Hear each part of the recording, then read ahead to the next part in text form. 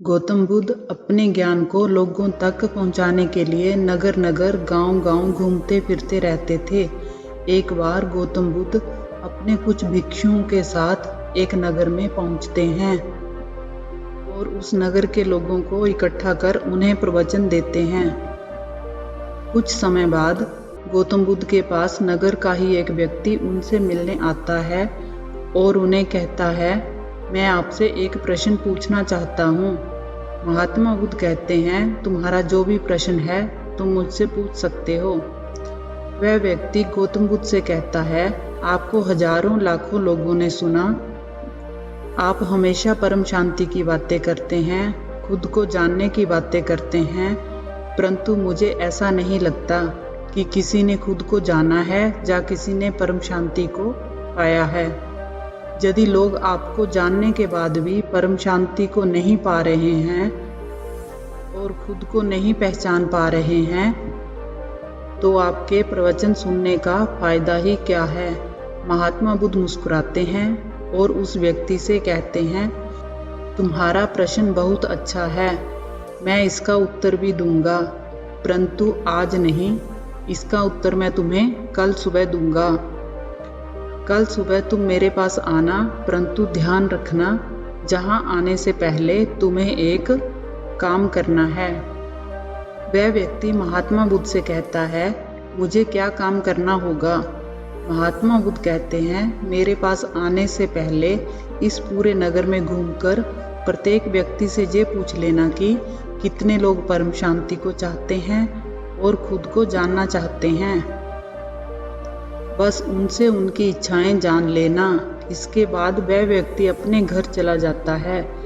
अगले दिन सुबह ही उठकर वह हर व्यक्ति के घर जाता है और उनसे पूछता है कि तुम्हारे जीवन का लक्ष्य क्या है। कोई कहता है, मेरे पास धन नहीं है, मुझे धन चाहिए। कोई कहता है, मेरी संतान नहीं है, मुझे संतान चाहिए। कोई समाज में आदर सम्मान मांग रहा है, कोई स्वास्थ्य मांगता है और कोई सुंदर पत्नी मांगता है, परंतु कोई भी व्यक्ति परम शांति नहीं मांगता। वह व्यक्ति नगर के सभी लोगों की बात सुनकर महात्मा बुद्ध के पास पहुंचता है। फिर महात्मा बुद्ध उस व्यक्ति से पूछते हैं कि क्या आपने सभी लोगों से पूछा कि वह क्या चाहते हैं। वह व्यक्ति महात्मा बुद्ध से कहता है, प्रभु मैंने सभी लोगों से पूछा, परंतु कोई भी परम शांति को पाना ही नहीं चाहता है, ना ही खुद को जानना चाहता है।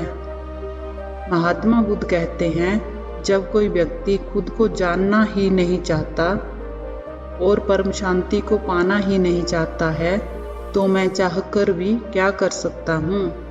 वह व्यक्ति महात्मा बुद्ध से कहता है, ये तो लोग बहुत गलत कर रहे हैं।